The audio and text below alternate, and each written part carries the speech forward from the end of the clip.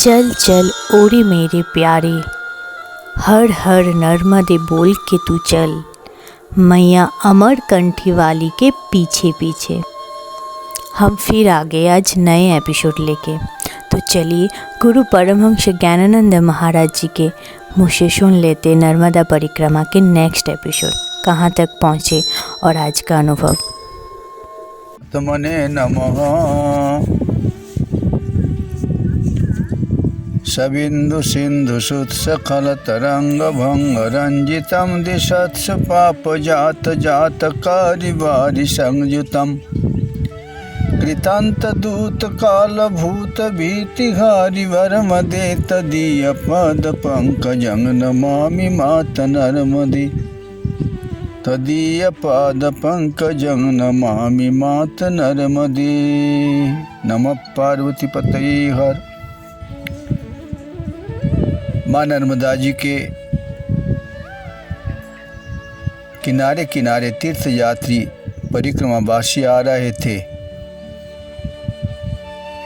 रास्ते में कितने प्रकार के घाट घाट का निराली छवि नजर में आ रहे थे। मानव जीवन दुर्लभ, देवानाम अपि दुर्लभम। देवता लोग भी तरसते रहते हैं मुझे मानव जीवन मिल जाए तो मैं भगवान का भक्ति करूं। तो तीर्थ यात्री चलते समय जो कुछ नजरों में देखते हैं अपने हृदय में अनुभव करते हैं। कितनों जले हुए अधजली लकड़ी पड़ी हुई हैं रास्ते के बाजू। तो देखा एक 100 जाति आ रहे थे, सब लेके आगे पीछे उनके घर वालों ने रो रहे थे, हाय पिताजी हाय पिताजी। जो प्रियजन है उनके लिए हाय हाय कर रहे थे, मर गए। उनके ले आए शमशान में, कोई लकड़ी ले आए, कोई उनके लिए रस्सी ले आए, कोई घी ले आए, फूल माला ले आए, उनके ऊपर वस्त्र चढ़ाए। लेकिन मुर्दे के ऊपर आप कुछ भी चढ़ाओ तो क्या लाभ है। केवल श्रद्धा उनके प्रति निवेदन करना है। अगर वो भी नहीं करेंगे तो अपनी रिश्तेदारी, अपनी मान, समाज में संप्रीति, ये सारे कैसी रहे।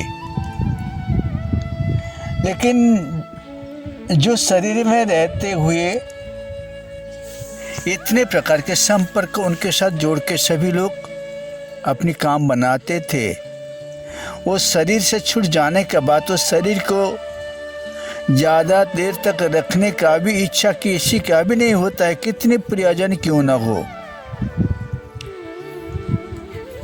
तो शमशान घाट माता जी के किनारे लोग अच्छे समझते हैं।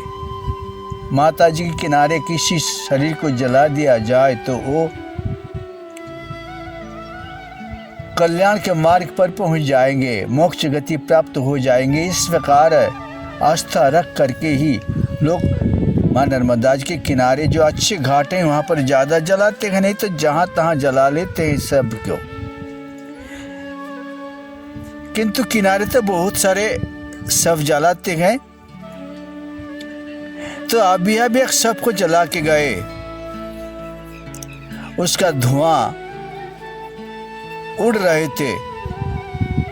फिर सब जलाने के बाद जो उनका दुर्गंध, कोई भी जीव उनको जलाया तो दुर्गंध चारों तरफ फैलते हैं, हवा ने उसको ले लेकर अभी भी दुर्गंध निकल रहे थे। अगर मानव काया है, जब मृत्यु हो जाता है, मृत्यु हो जाने के बाद क्या देखते हैं, इस शरीर को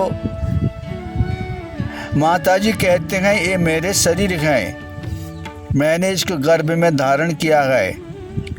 पिताजी कहते हैं मेरे हैं, मैंने इसको जन्म दिया है, मेरे वीर्य कण से जीव जन्म लिया है। फिर माता जी को जिनने जन्म दिया नाना भी कहते हैं मेरा है। फिर जीव का अगर नहीं जलाया जाए वही मुर्दे को तो कुत्ता कहते हैं मेरा है। फिर बड़ी आराम से आनंद के साथ चिल्लाते गए और उसको चबा चबा के खाते गए। शियार रात को आ जाते हैं, वो भी खाते हैं, गिरिधि भी खा जाते गए।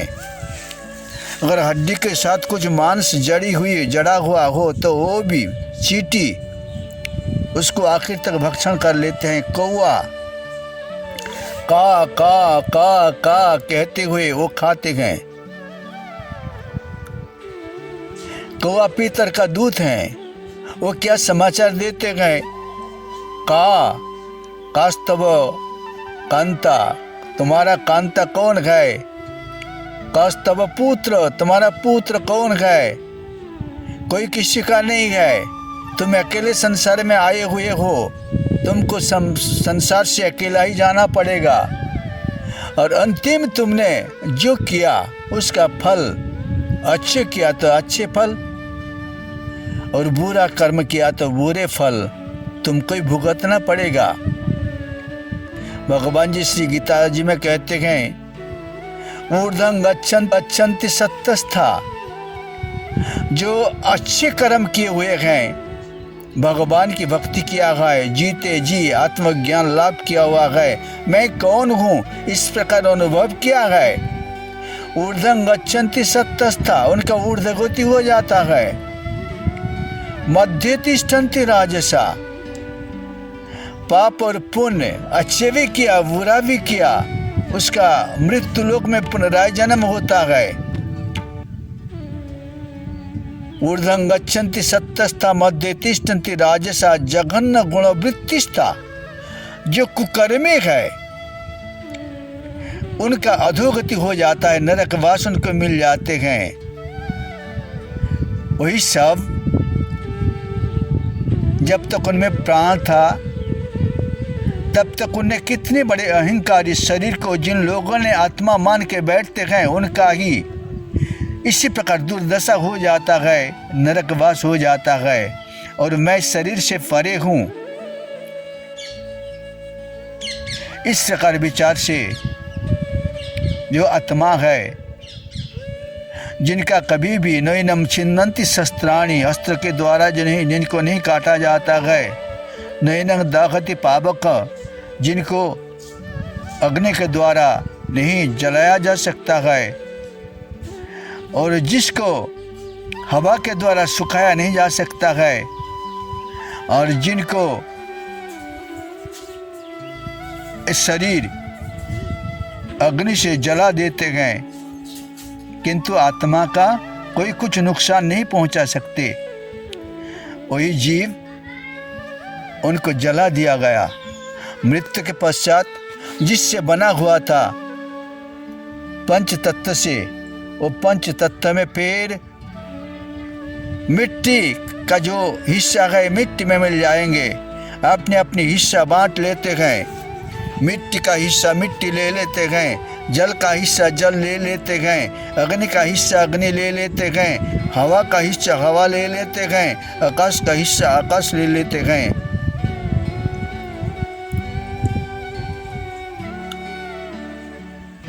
अजब रचा के भगवान, अजब रचा के भगवान, पांच तत्व का पुतला तामे सास विछान। अजब रचा के भगवान, अजब रचा के भगवान। हे प्रभु, हे सृष्टिकर्ता, आपने बड़ी विचित्र बनवाया। जब तक इसमें श्वास था तब तक कितने प्रकार के नाता जोड़ते रहते गए। धर्मशाला जैसी है, धर्मशाला में शाम को पहुंच जाते गए, सभी लोग भेले हो जाते हैं, कहाँ से कौन आता है कोई ठिकाना नहीं है। लेकिन जब भेले हो जाते गए तो अपनी अपनी नाता जोड़ लेते हैं, कोई माता, कोई पिता, कोई भ्राता, कोई भगनी, कोई गुरु, कोई चेला, कितने प्रकार के नाता। जब सवेरा हो जाता गए तब अपने अपने स्थान पर चले जाते गए, कोई किसी को पहचानते ही नहीं। बस एक है शमशान भूमि, संसार शमशान जैसे गए, तो सब जलाया, लोग चले गए, लेकिन जो चले गए उसका कीर्ति जो है अमर कीर्ति, कीर्ति यश सजीवती। देखिए ना, माँ नर्मदा जी की परिक्रमा कर रहे थे मार्कंडेय ऋषि, उनने कितनों किया, जगतवासी के सामने प्रमाण रख के गए, जो आज भी अमर कीर्ति सभी लोग अपना रहे गए। प्रेम से तपस्या करो, माँ नर्मदा जी की पावन किनारे तपस्या करने से आपको काय और इंद्रियादि का शुद्धि हो जाती है। जैसे दर्पण शुद्धि हो जाने से उसमें अपना स्वरूप दिखते गए, मैं कैसी हूँ, इस प्रकार अपना स्वरूप दिखेंगे जो अविनाशी के रूप में परिचित हैं। अचलोयम सनातन, मैं सनातन पुरुष हूँ। बस तीर्थयात्री अब आगे यात्रा कर रहे थे। सिमरिया गांव, झिरिया गांव, फतेहपुर गांव, नेवाड़ा गांव, खेड़ी, इस प्रकार धीरे धीरे यात्रा करते हैं। कहीं ऊपर चढ़ना मतलब किनारे किनारे किनारे किनारे चलते समय सर्दी का मौसम है, नज़ेल चल रहे हैं, गेहूँ में जल पटा रहे हैं, चना में अपनी फसल में जल पटा रहे हैं। परिक्रमावासी बड़ी दौड़ते हुए गिर पड़ते गए, चलते गए रास्ते पकड़ के। बस धीरे धीरे ब्रह्मांड घाट पहुंच जाते हैं। ब्रह्मांड घाट ब्रह्मा जी का तपोभूमि है, सृष्टिकर्ता का तपोभूमि। यहाँ पर भी सृष्टिकर्ता ब्रह्मा जी ने आके तप किया है।